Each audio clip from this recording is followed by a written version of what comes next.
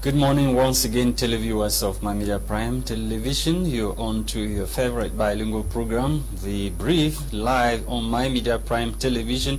On this program, we get to dig several layers beneath the striking headlines that the papers carry.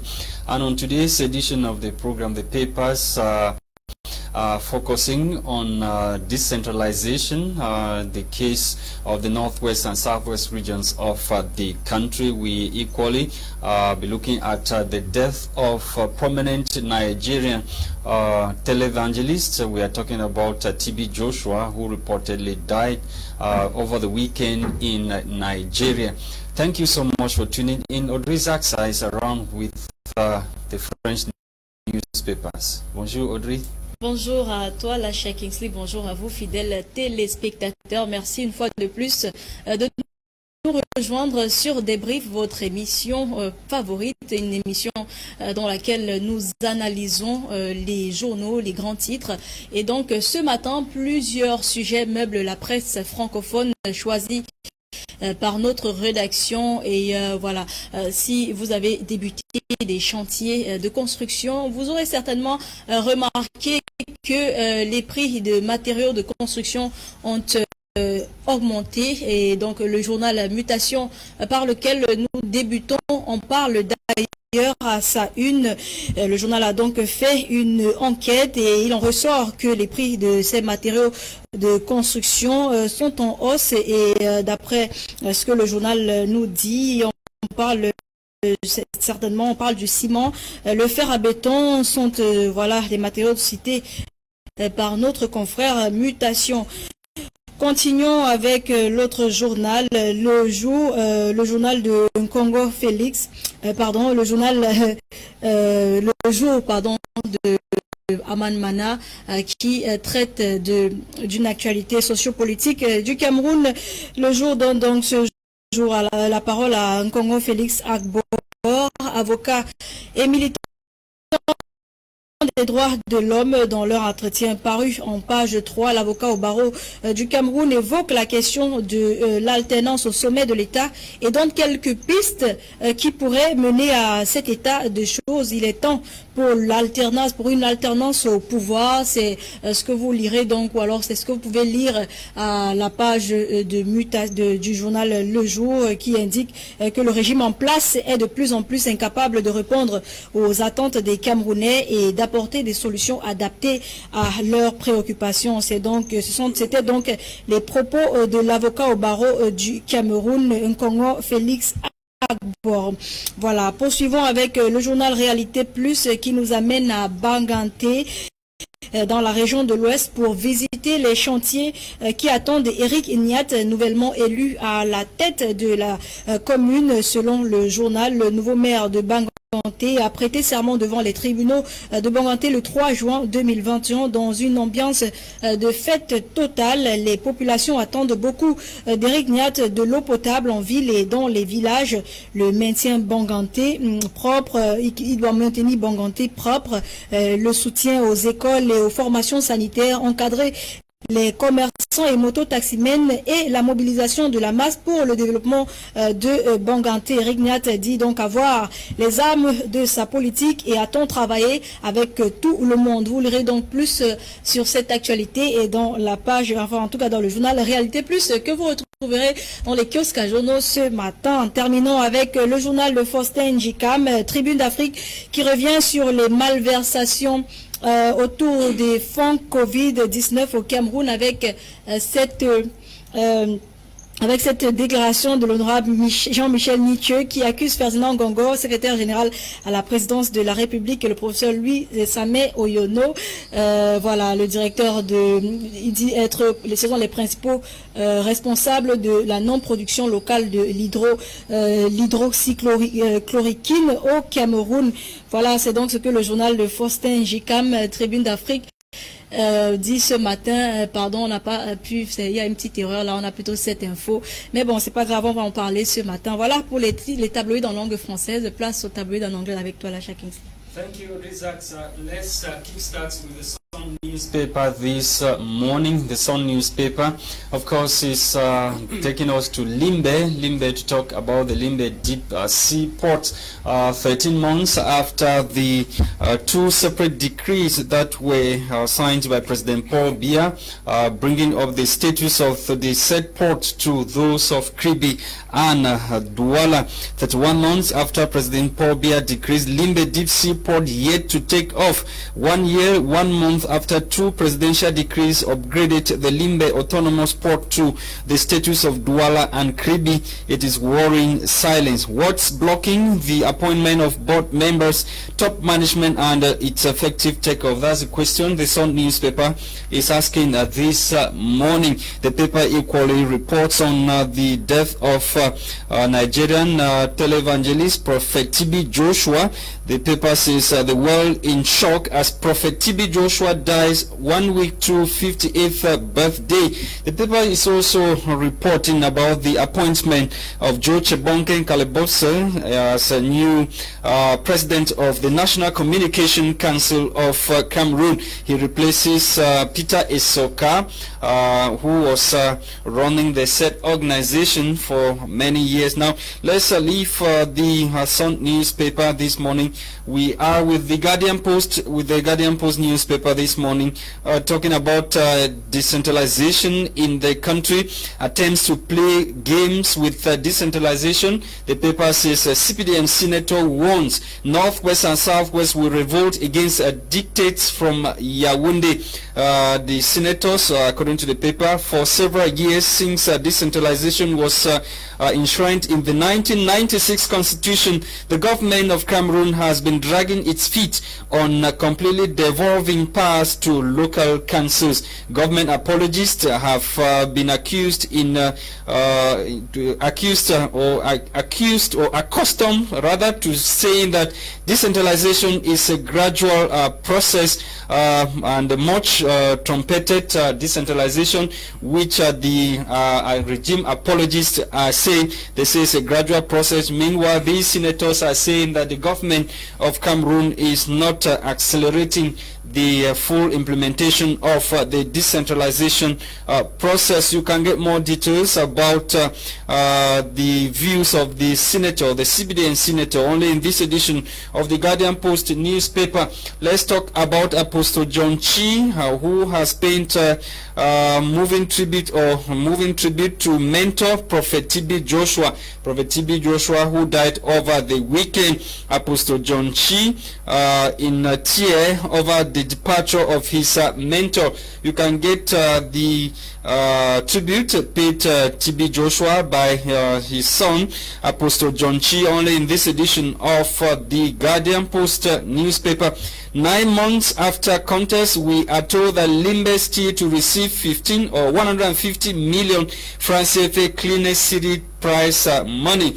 According to the paper, the city of Limbe is yet to receive for the CFA 150 million prize money of a prestigious award that the city won last year. Limbe, formerly referred to as the City of Friendship, was crowned winner of the 2020 cleanest city in the country. The contest, which held October 5, 2020 in Douala. Limbe had outsmarted the cities of Douala and Yaoundé to emerge winner of the said contest. The verdict was made known during the commemoration of the 34th edition of World Habitat Day, and we are told the Limbe City Council is still to receive the 150 million francs CFA prize. Let's leave the Guardian Post newspaper. We end with the Herald Tribune, which is revisiting the recent budgetary session of the Northwest Regional Assembly. This time around, we are told that the regional delegate for secondary education, Mr. Nwang Roland, reviewed during the meeting that was dedicated for the adoption of the budget and the status of the Northwest Regional Assembly, that over 120,000 students are idling out of school since the outbreak outburst of the socio-political crisis in the northwest and southwest regions of the country. And the northwest alone is counting 120,000 students who are idling out of school in the northwest region of the country alone. And the 92 teachers and 3 students have so far been killed. Those were the revelations made by the Northwest Regional Delegate for Secondary Education, Nwang Ruland, during that meeting in the Northwest. He equally said that over 200 teachers are kidnapped and tortured by gunmen in that part of the country. Thank you for watching, televiewers. We are back in the studio, and this morning we are receiving the Executive Director of Conscience Africaine, an NGO based in the Northwest and littoral region of the country. Thank you, Mr. Tante and Amadou. You're welcome once again. It's a pleasure having you on set. Thank you once more, Mr. Lasha Kingsley, and thank you, Madam Audrey, for giving me the audience. Permit me, with your usual respect, with your due respect, extend my warm greetings to all the spectators of my Media Prime. Okay. It's a privilege, at least once more, for me to be in your program today.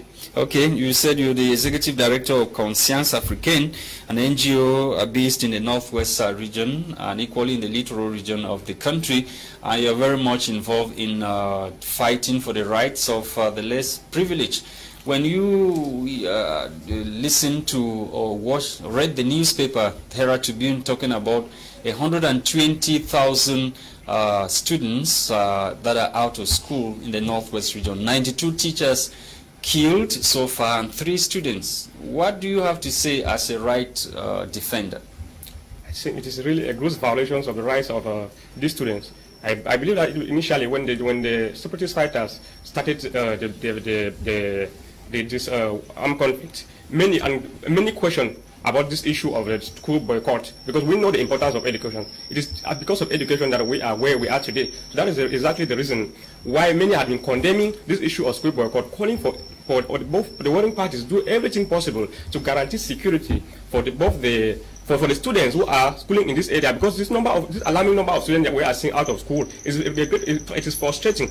It is frustration and a gross violation of their rights, because the right of education is inalienable. It's not something that nobody has the right to stop someone from going to school. Who is stopping them from going to school? It is very certain that at the end, at the beginning, we noticed that the separatist fighters called for a boycott, and the boycott for school in this area. But the government forces in their own way equally cause some of the.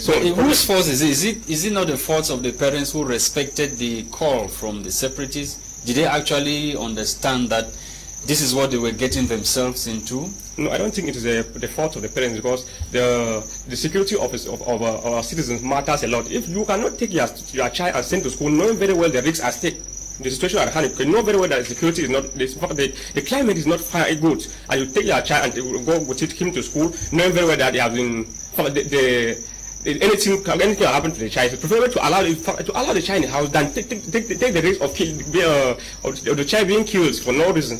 Mais quel avenir pour ces enfants donc qui devront désormais rester à la maison par peur peut-être d'être assassinés? Quel avenir? No, it's really frustrating. The future of these children is very in jeopardy. It's really frustrating, because normally we know that these children, we don't see any future for these children again. At least, except that maybe after the crisis, the government can take strict measures to make sure that those at hand they are gathered. So they gather them somewhere and do everything possible to re-educate them, or create use another opportunity to empower them in any other thing that they can do to be earning, like if not, in fact, it will increase the rates of criminality in all these areas, because those are some of the consequences of the after the war, after the war, et jusque-là, on a l'impression que même en sortant de cette région, de ces régions-là, même en venant peut-être à Douala ou à Yaoundé, ces déplacés internes n'arrivent toujours pas à joindre les deux bouts. On a vu des déplacés internes qui n'arrivent même pas à aller à l'école, faute de moyens.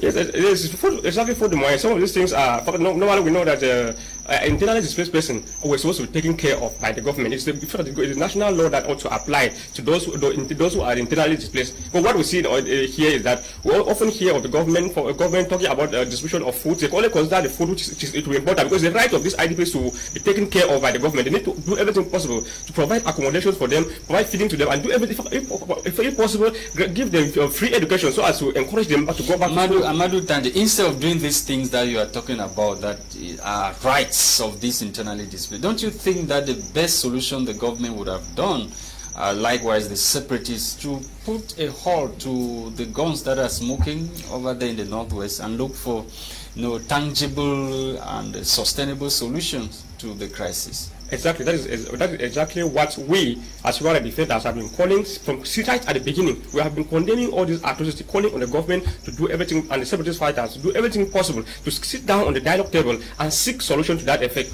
So we know that the only way to come out of the crisis is to bring the two parties together so as to seek durable solution. Because we continue like this, it is frustrating, because even the two regions at hand, the situation of the terror that is existing in the area now is very alarming. So no one is safe in the ground. So we keep on calling on the Cameroon government. There are some people who think that the only language they know is gone, and they are separate state. They don't want to hear anything. So how do you get to convincing these people to see in that direction of sitting down to dialogue? When you look clearly to the recommendations of some of the United Nations, the Secretary General of the United Nations on the 1st of June, this 1st of June, and the one we had yesterday from the Secretary of the United States of America, you see very clear that they have made it clear, same as other national and international community have made it very clear that we cannot have a solution to the current armed conflict with the use of force. That the only way to come out of the crisis is to look for amicable way of sitting down with both parties to sort the situation out. Because it's very difficult for us to see a war to one two. Don't you sense a kind of hypocrisy? Because these very international communities, I'm talking about the UN, America, European Union, and other international communities, they are the very ones harboring the people who are supplying guns to those who are fighting on the ground. So is it not some kind of hypocrisy on the part of the international community?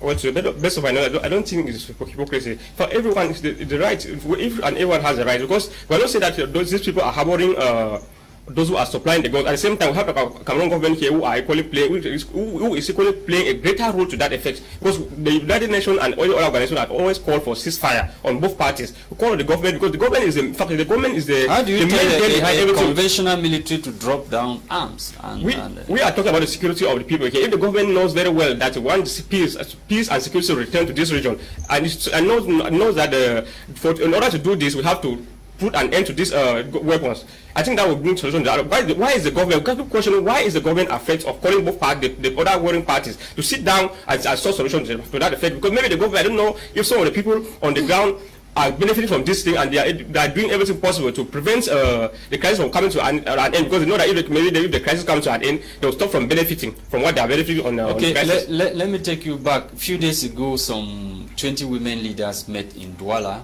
and they wrote 2 separate letters to the United Nations Security Council and the International Monetary Fund on the situation of Cameroon, talking about the suffering Cameroonians are going to. And you people, the very Cameroonians, you are against these women who want peace, who wants that the war in the northwest and southwest should come to an end. We have seen other women coming out to say those women didn't act in their name. Well, maybe I will just speak as Amadou Tande, as a human rights defender, not like on behalf of other women. But the issue is that normally we know very well that matters are being tabled for the United Nations Security Council to have better knowledge of what is happening in Cameroon here. We need Cameroonians who will take the matter, who file a complaint to them, and to notify them that this is exactly what is happening in Cameroon. But when you have Kawala and the rest notifying these international communities, and Cameroonians are against us, finally, what do we want, Cameroonians? That's exactly why I said that there are some people behind this who are benefiting a lot from the crisis. So they are doing virtually everything possible to divert the attention of the people, to divert them to the wrong direction, so that they can continue benefiting from what they are benefiting as a result of the crisis. Okay. Et lorsque le secrétaire d'État des USA, Anthony Blinken, déclarait dernièrement, c'était hier, qu'il va désormais refuser le visa à toutes ces personnalités camerounaises-là qui empêchent la cessation ou alors que la crise de ces côtés-là puisse finir, il va désormais refuser. Est-ce que ça veut dire qu'il connaît exactement qui sont les acteurs derrière cette crise? Yes, I think nobody can claim to be ignorant of the actors who are involved in the crisis. The issue is that the government, national and international organizations have been putting pressure. But the highest thing to do now is to put pressure on the Cameroon government, because the Cameroon government is a very important actor on the crisis. Put pressure on the Cameroon government so as to force her to call the other parties on the dialogue table so they can sit down and seek amicable solutions to the crisis. On parle de ceux qui empêchent la résolution de la crise. Empêcher, c'est autre chose. Qui sont-ils vraiment? No, I think I made it very clear here that there are some. It seems as if there are some people who are benefiting from this crisis. That is why they are doing everything possible to protect their interests. C'est donc pour ça que je dis que est-ce que ça veut dire ils savent exactement qui sont derrière? The separatists as well. Are they talking about those who are in the United States of America, those who had visas? Probably European passport, American passport. Are they talking about them? Et ils font quoi même de ceux qui sont déjà là-bas et qui empêchent le dialogue? So I think they are talking about all the parties that are involved. And because one of the issues on this way to resolve a crisis is that they have a long procedure that the international community has to follow. So in case at the end, that's why they keep calling on the government, keep putting pressure on the government to call the other parties on dialogue table. So and people are dying for 5 years. People died, thousands, hundreds of thousands displaced. Yes, we know very well those are the consequences of crisis. So the issue of that, it's easier to start something like a war, but it's not easy to come to put it around it, and that's why we must know. We are already on an armed conflict. We now need to follow the procedure for the parties to court to do everything. It's our collective responsibility as Cameroonians to keep pressurizing the government to call the other parties on the dialogue table so that they can sit down and seek a better solution, a peaceful solution to the armed conflict. Because we know very well that the use of weapons, in fact, guns or war cannot in any way solve the current crisis we are going through. Okay, thank you so much, Amadou Tante. You are the Executive Director of Conscience Africaine, an NGO which is very much involved with the defense of the rights of the less privileged in the littoral northwest regions of the country, not leaving out other regions of the country, though we are based in these two regions of Cameroon. Thank you so much for coming. Thank you once more. It's really a pleasure to be here. Okay, Mesdames, Messieurs, merci d'avoir été des nôtres. C'est la fin de cette édition. Retrouvons-nous demain à la même heure, donc 10h pour la même émission. Bye. Thank you for watching, televiewers. The program was produced by Tebon Christian, and for presentation, we've been Audrey Zaxa, myself, Lasha Kingsley. See you tomorrow for yet another edition of The Brief. Bye-bye.